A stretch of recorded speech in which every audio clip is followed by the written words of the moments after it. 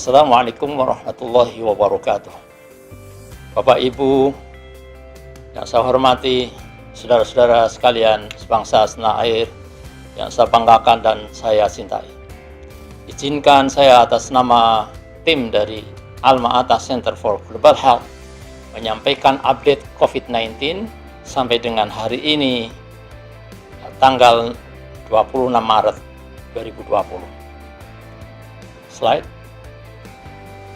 Baik, kita bisa sampaikan bahwa berdasarkan data yang valid dan real time yang dikumpulkan oleh Center for System Science and Engineering Johns Hopkins University, kita bisa melihat data sampai dengan beberapa menit yang lalu. Secara keseluruhan di seluruh dunia ada 471.417 kasus, kemudian 21.295 orang diantaranya meninggal dunia, dan 114.642 itu dinyatakan sembuh. Slide. Sebarannya seperti apa? Nah, ini sebaran yang dipetakan oleh WHO. Nah, ini menggambarkan 24 jam lebih lambat dari apa yang disampaikan oleh Johns Hopkins University. Nah, kita bisa lihat sebarannya yang paling banyak itu ada di wilayah Eropa. Di wilayah Eropa ada 220.516 positif, 25.007 orang diantaranya adalah kasus baru. Mananya kemarin hari dalam 24 jam itu ada 25.007 orang kasus baru. Ya, berapa yang meninggal? Yang meninggal di wilayah Eropa sampai dengan hari ini ada 11.986 dan 1.797 diantaranya meninggal dalam 24 jam kemarin hari. Lainnya sebarannya terdistribusi di berbagai wilayah dan kita bisa melihat di beberapa wilayah ini kasusnya sudah sama-sama besar. Ini di wilayah Timur Tengah, wilayah Amerika, ini Amerika terutama, United States, itu memimpin tingginya kasus positif COVID-19 di wilayah Amerika. Slide. Nah, 2 hari yang lalu saya sudah menyampaikan bahwa lockdown dan rapid test di China dan Korea Selatan telah berhasil menurunkan COVID-19 ya pada level yang rendah, meskipun sampai dengan hari ini masih ada proses penularan dari orang ke orang, tetapi levelnya sudah rendah. Nah, kita bisa melihat di sini di Italia yang 2 hari yang lalu kita laporkan tanggal 23 ya, tanggal 23 kemarin sudah ada penurunan. Puncaknya sudah terlewati yaitu pada tanggal 22. Kemudian tanggal 23 sudah turun cukup signifikan. Lebih signifikan lagi turunnya pada tanggal 24, tapi tanggal 25 ada kenaikan sedikit. Tetapi kenaikan itu di tanggal 25 masih jauh lebih rendah dibandingkan puncaknya. Maknanya sepertinya bahwa di Italia lockdown itu memang sudah berdampak dan dapat diprediksi bahwa hari-hari berikutnya kemungkinan besar akan diikuti dengan penurunan yang cukup signifikan. Slide. Nah, ini di Indonesia gambarannya seperti ini. Kita tahu bahwa Indonesia menerapkan rapid test pada tanggal 22 Maret 2020. Kasus baru per hari relatif lebih kecil. Namun demikian, sesungguhnya belum menggambarkan apa yang sebenarnya, karena satu di antaranya ada kemungkinan adanya underreported. Masyarakat belum begitu aktif melaporkan ODP ataupun ODP yang sudah berubah menjadi PDP. Di beberapa wilayah masih ada tanda-tanda bahwa masyarakat partisipasinya masih kurang.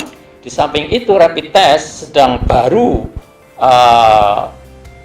dilaksanakan lebih masif di beberapa daerah, terutama di Jakarta, wilayah Jakarta, Jawa Barat, Jawa Timur yang merupakan epicentrum daripada COVID-19.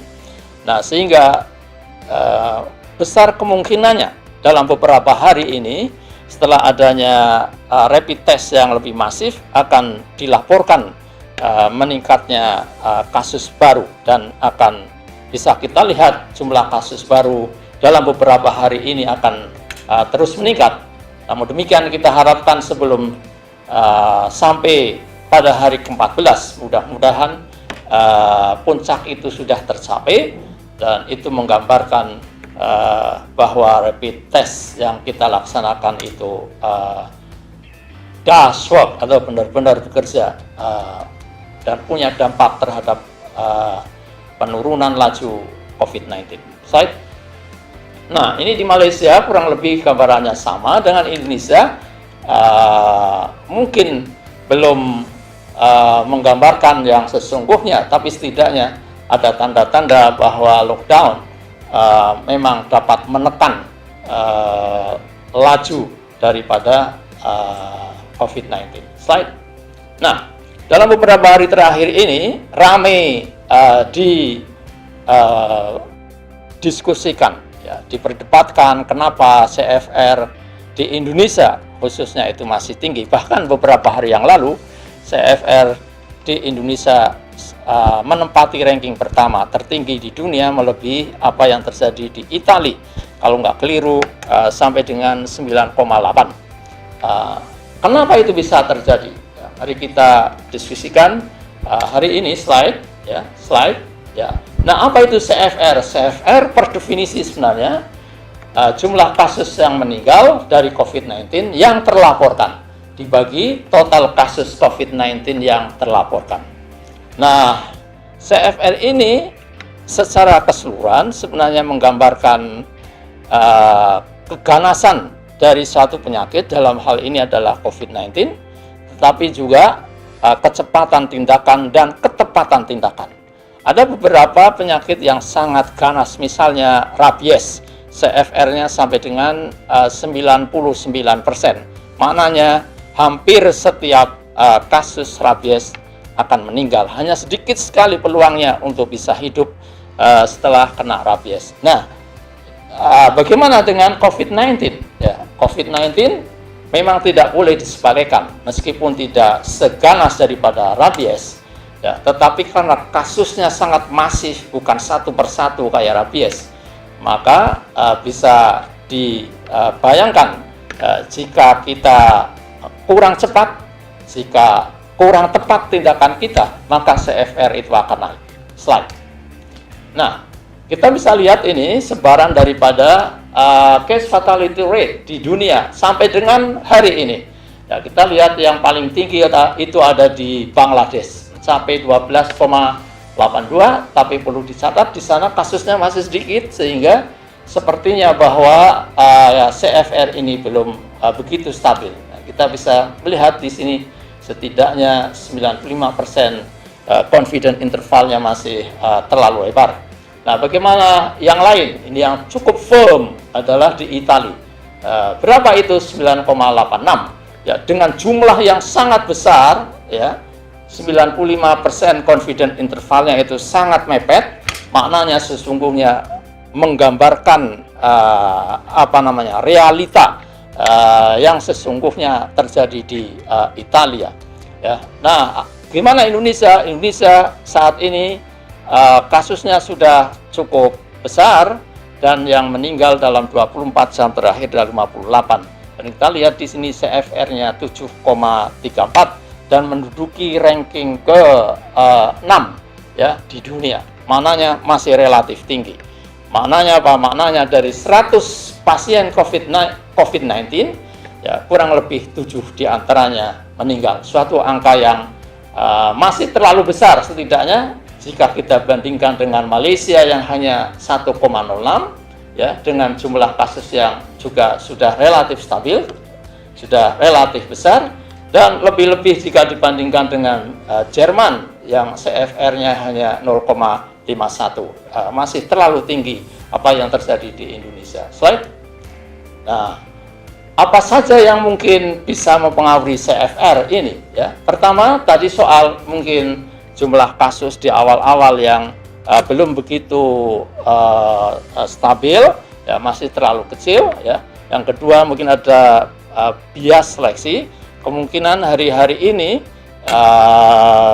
saudara-saudara kita di lapangan masih mengutamakan yang lebih serius di rumah sakit. Ya, apalagi mohon maaf. Ada keterlambatan termasuk diantaranya yang banyak kita baca di berbagai laporan, berapa pasien ditolak dari satu rumah sakit di over ke rumah sakit yang lain. Nah, bayangkan jika itu sesungguhnya sudah mengalami fase kritis, ya, jika tidak segera mendapatkan pelayanan yang tepat, maka besar kemungkinannya pasien yang demikian akan meninggal. Nah, apa berikutnya? Slide. Nah, kualitas pelayanan yang mungkin harus terus diperbaiki. Tingginya CFR hari ini mungkin sebagian masih menggambarkan kurang memadainya fasilitas yang ada. Mungkin jumlahnya yang masih kurang, bed di rumah sakit yang ada. Bersyukur bahwa hari ini pemerintah sedang menyiapkan rumah sakit tambahan di sekitar Batam sana, kemudian juga di Jakarta sudah disiapkan lebih banyak lagi. Namun demikian perlu dipastikan bahwa fasilitas kesehatan yang lain, termasuk diantaranya adalah fasilitas untuk pasien yang mengalami critical illness, ya, itu benar-benar disiapkan. Ya, kita belajar dari China bahwa 6,6% dari total kasus COVID-19 itu mengalami critical illness. Jadi orang-orang seperti itu perlu dirawat di ICU, membutuhkan ventilator dan sebagainya. Jika tidak, tentu akan mempengaruhi tingginya CFR di Indonesia. Faktor lain diantaranya adalah comorbidity. Masuk diantaranya ada tidaknya diabetes, hipertensi, penyakit jantung, dan sebagainya. Slide. Nah, kita bisa melihat ini faktor umur juga demikian. Ya, kita tahu bahwa di sini berdasarkan pengalaman di China, ini makin tua itu makin tinggi CFR-nya. Kita lihat pada anak kurang dari 9 tahun itu CFR-nya 0. Tapi makin tambah usia, CFR-nya itu makin tinggi dan tertinggi pada umur 80 tahun. Slide. Nah, ini juga penyakit penyerta yang menyebabkan tingginya CFR. Di sini kardiovaskuler, diabetes, semuanya berperan terhadap tingginya CFR dimanapun itu, termasuk di Indonesia. Demikian yang bisa saya sampaikan.